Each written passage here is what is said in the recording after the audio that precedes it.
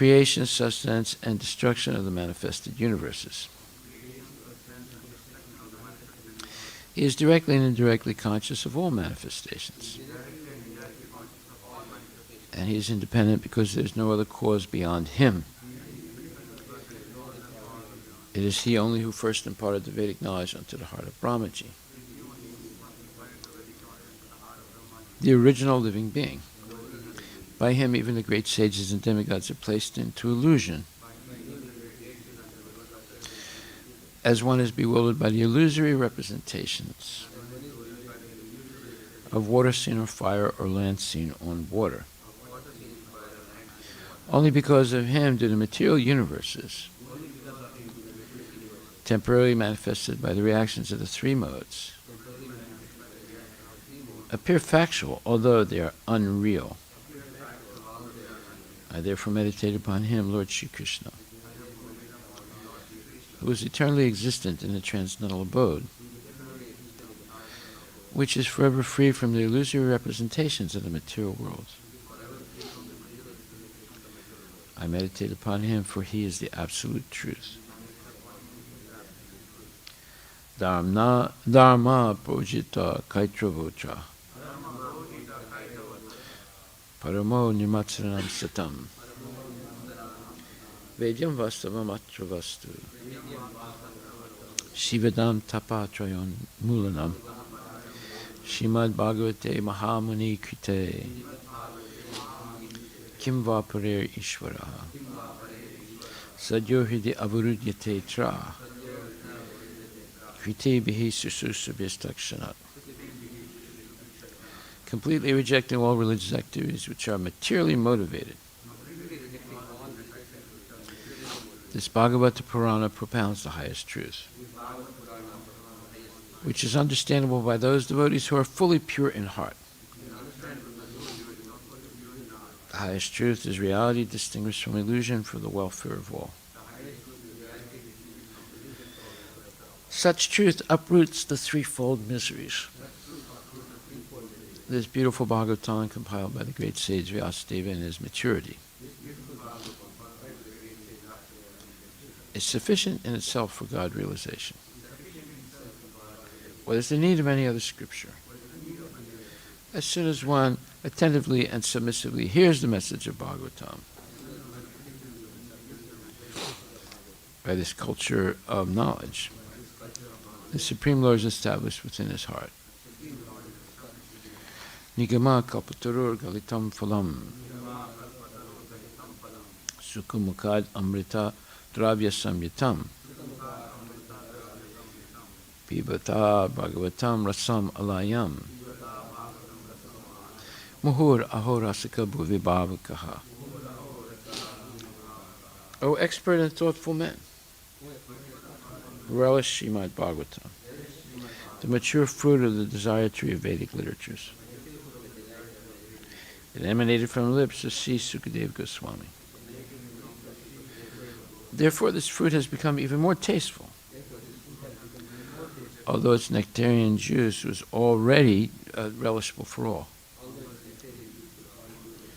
including liberated souls. So, Canto 1, Chapter 9, verse what? When I left, it was 48.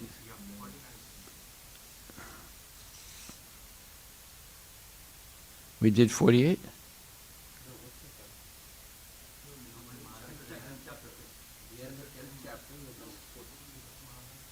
That's right. Wait. So you're on the 10th chapter? Which verse? Oh, okay. Okay, text 48.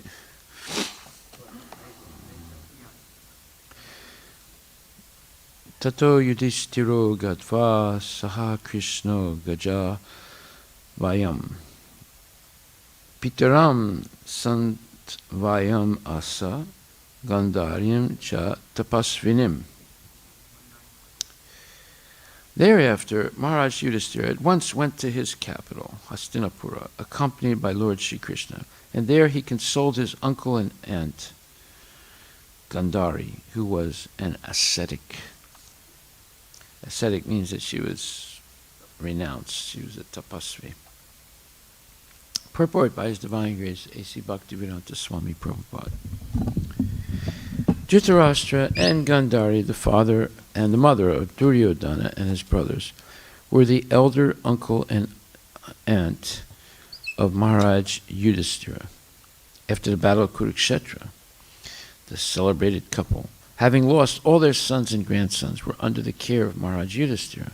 They were passing their days in great agony over such a heavy loss of life, and were practically living the life of ascetics.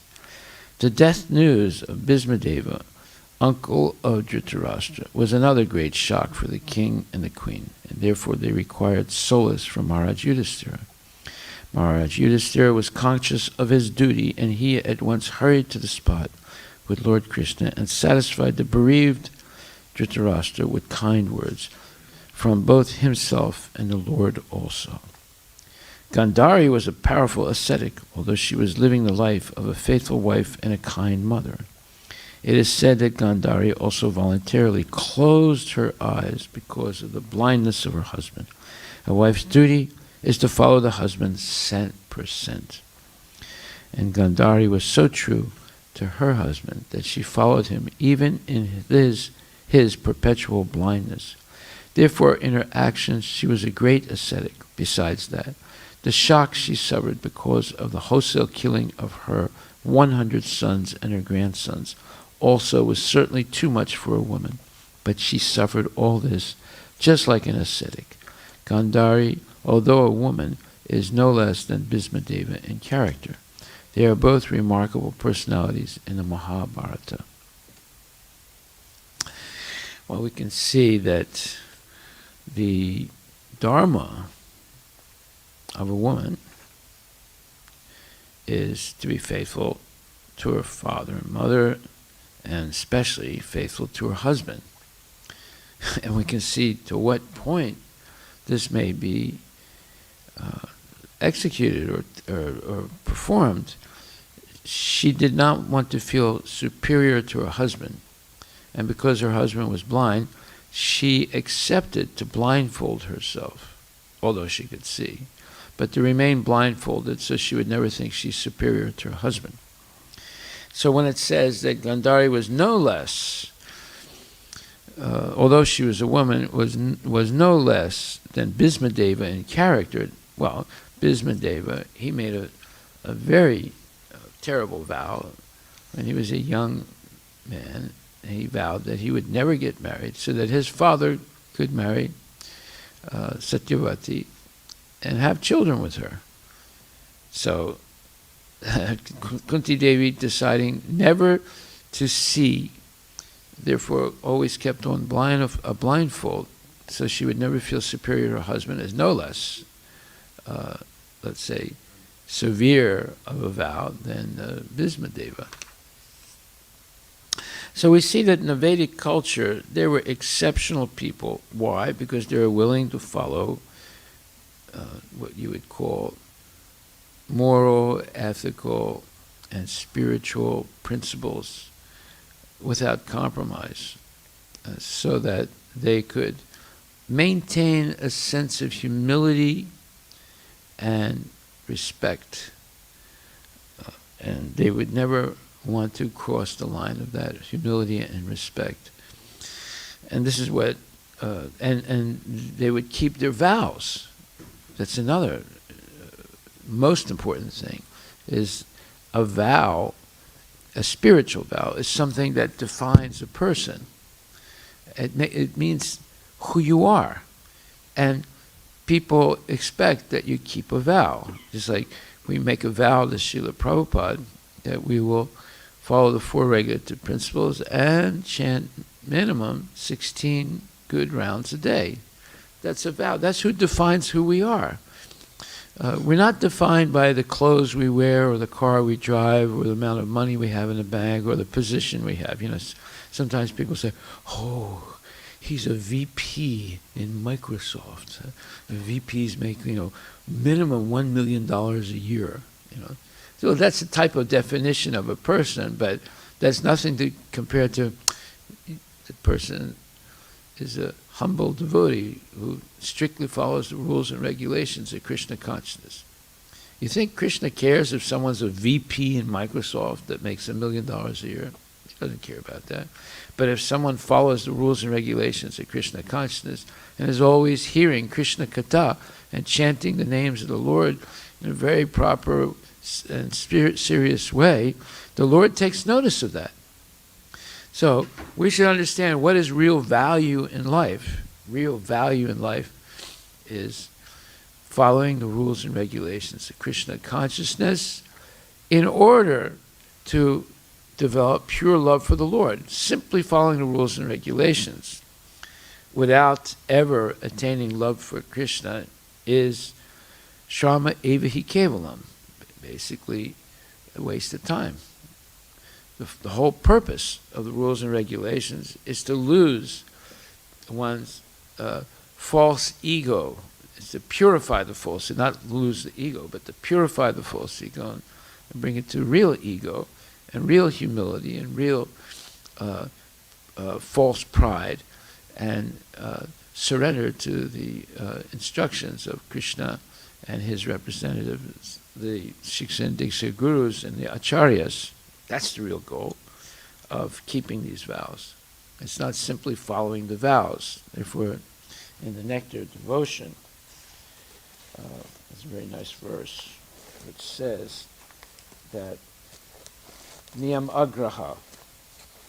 Niyam Agraha means following rules and regulations, but not actually attaining love of God, or not following the rules and regulations. It means the both things. So if we don't follow the rules and regulations, it's not proper. And if we do follow them, but don't develop love of God, but we just follow them so that we can have 3 meals a day and a place to sleep for free, then that's not proper. See? So the goal is attaining pure love of Krishna. Savai pumsa paro dharmo yato bhaktir hoksitse. Ahaitaki pratihata jayatma supasidati. That's what the goal is. And it's explained in the 2nd chapter of Bhagavad Gita, where it says, Savai pumsa paro dharmo yato bhaktir hoksitse, number 6, is it? Yes. The supreme occupation, or the supreme dharma. Dharma means your duty to God. It's a duty that you have to be Krishna conscious. The supreme occupation, dharma, for all humanity is that by which men or women can attain to loving devotional service unto the transcendent Lord. Such devotional service must be unmotivated. There should be no material motive, and uninterrupted. There should be no going to Disneyland and vacation here and there. It should all be, let's say, unmotivated and uninterrupted devotional service to completely satisfy the self. That means for you to be satisfied in yourself, to be self-satisfied, this is what you have to do. To be self-satisfied is not that you conquer the world like Alexander the Great.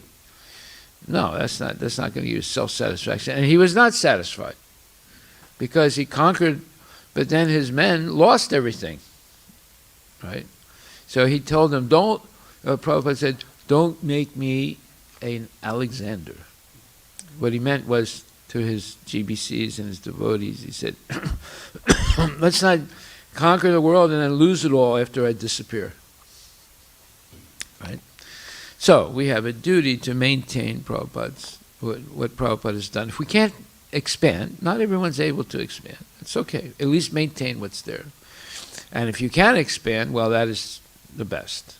Expand Krishna consciousness. But whatever you expand to, it should be maintained. It's not that you artificially expand and then lose the whole thing. See? So this is the supreme occupation for all humanity. That is, to attain loving devotional service unto the transcendent Lord.